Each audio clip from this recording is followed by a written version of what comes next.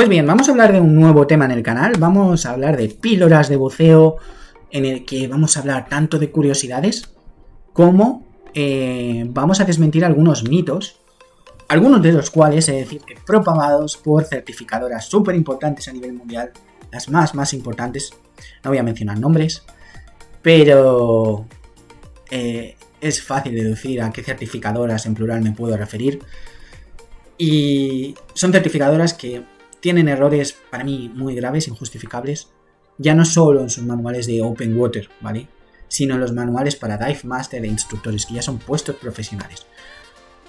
Ese primer tema que quiero tratar, ese primer desmentido que quiero hacer, que por favor, es que a cualquier alumno de primero de física en la universidad podrías preguntarle y podría explicarte este error. O sea, quiero decir, es algo relativamente obvio, ¿vale? Es difícil cometer un error así.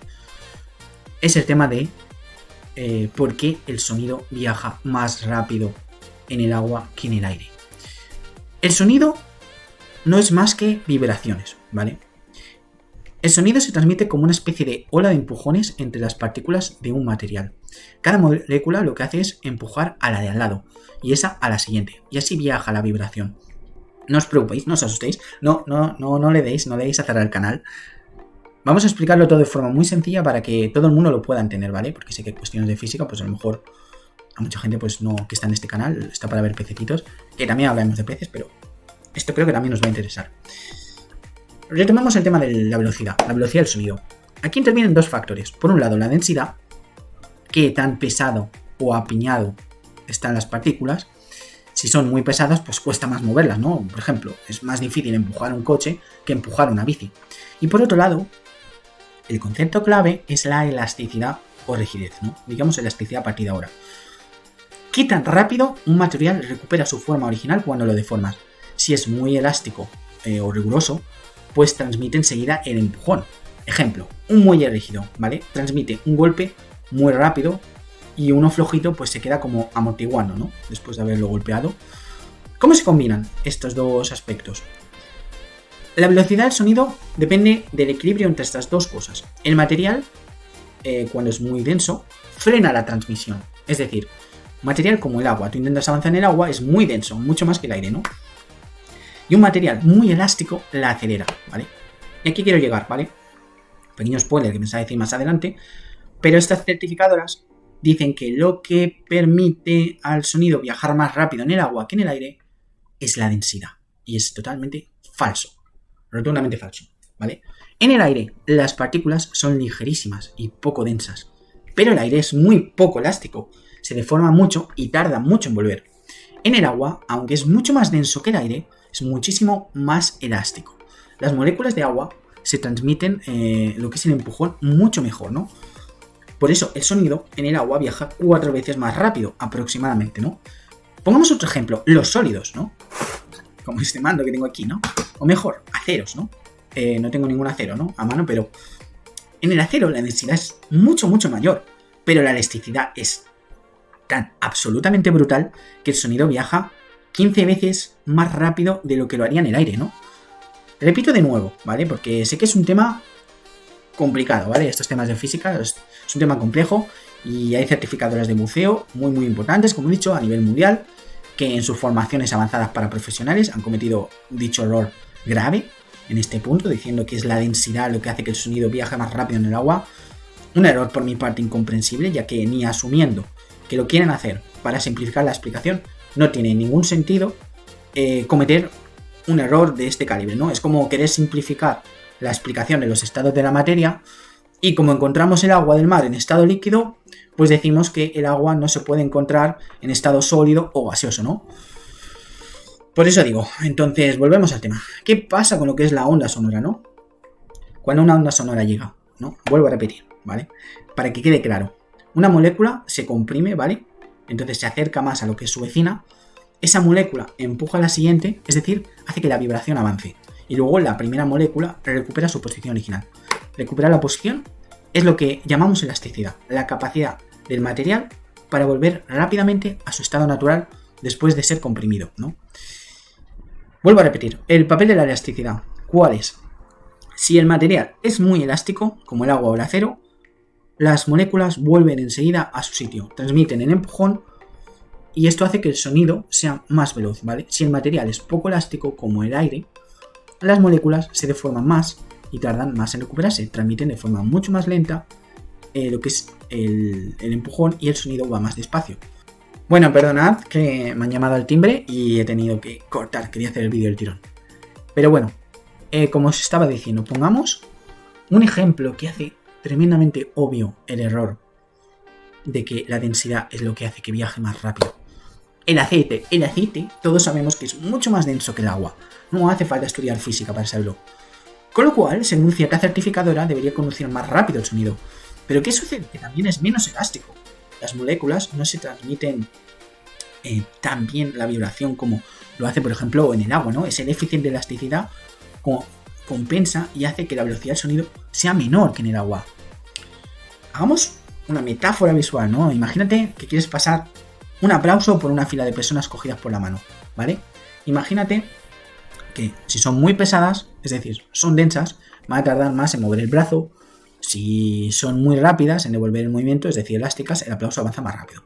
Pues digamos, la fila del aire son como niños delgados, pero un poquito distraídos, es decir, poco elásticos. La fila del agua es un grupo de adultos que son más pesados, así grandotes como yo, pero que reaccionan rapidísimo.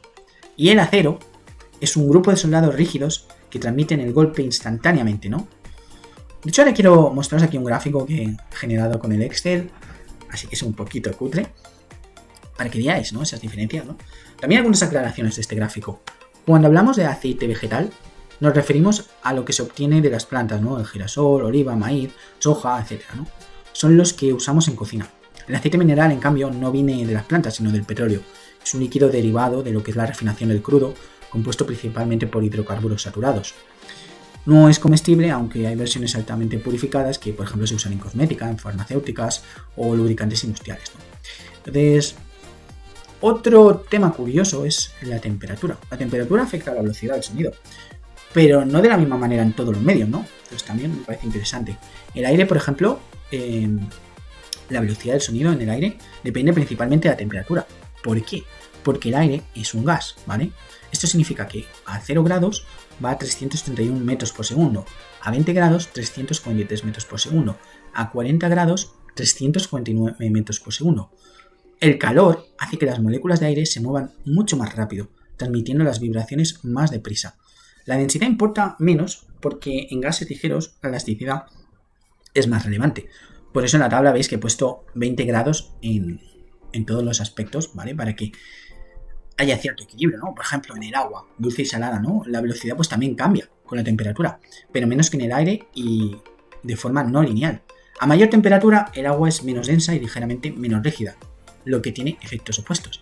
En la práctica, en agua dulce de 0 a 30 grados, la velocidad pasa de 1400 metros por segundo a 1520 metros por segundo. La salinidad también influye ligeramente, sí. En agua salada es más rápida que el agua dulce, a la misma temperatura, pero es poco apreciable, la verdad, como podéis ver, el cambio. Con los aceites, pues la velocidad del sonido depende tanto de densidad como de viscosidad y elasticidad del líquido, ¿no? A mayor temperatura, por ejemplo, la densidad disminuye, es decir, la velocidad debería aumentar. Y la viscosidad baja. Las moléculas que transmiten las vibraciones lo hacen más rápido, ¿no? El efecto es menos dramático que en gases, pero también es notable. Y en metales, pues simplemente afecta muy poco. La velocidad del sonido en sólidos, como por ejemplo el acero que mencionábamos, en el caso de la densidad y la elasticidad cambian muy poco con cambio de temperatura normales moderados, y solamente con temperaturas extremas, cientos de grados, se puede notar un cambio relevante. En resumen, ¿no? En gases, por ejemplo como el aire, ¿no? Son muy sensibles a la temperatura, más calor significa que el sonido va más rápido. En líquidos como aguas y aceites, pues la sensibilidad media, temperatura altera densidad y elasticidad en sentidos opuestos, pero en general más calor, sonido más rápido. Y en sólidos, pues insensible, ¿no? A temperaturas normales. La velocidad es principalmente por la elasticidad extrema del material. Entonces, lo dicho, si os ha gustado el vídeo, si os ha gustado estas explicaciones de física, he intentado que sean lo más sencillas posible, dentro de que hablamos de temas de física que pueden ser complejos. Si os ha gustado, por favor, Dale me gusta porque no sé este vídeo si va a encajar mucho comparado con lo que estábamos haciendo hasta ahora. Y seguiremos tratando temas en esta línea. E intentaré que la explicación sea lo más sencilla posible. Me he ahorrado poner fórmulas. Podría haberlo hecho, pero quería que quedara más claro el concepto en sí que no la explicación detrás. Aunque la explicación esté fundamentada en datos científicos. Así que lo he dicho. Espero que os haya gustado. No os preocupéis, seguiremos hablando de peces. Pero creo que estos temas también son interesantes. En futuros vídeos vamos a hablar de, por ejemplo, por qué el mar es azul. Y ese tipo de cosas, ¿no? Entonces, creo que son temas interesantes. O si realmente es cierto que cada 10 metros es una atmósfera. Tiene su qué, pero en los siguientes vídeos lo sabréis el porqué. Así que nada, un abrazo enorme, espero que os haya gustado y nos vemos en el siguiente vídeo en el canal.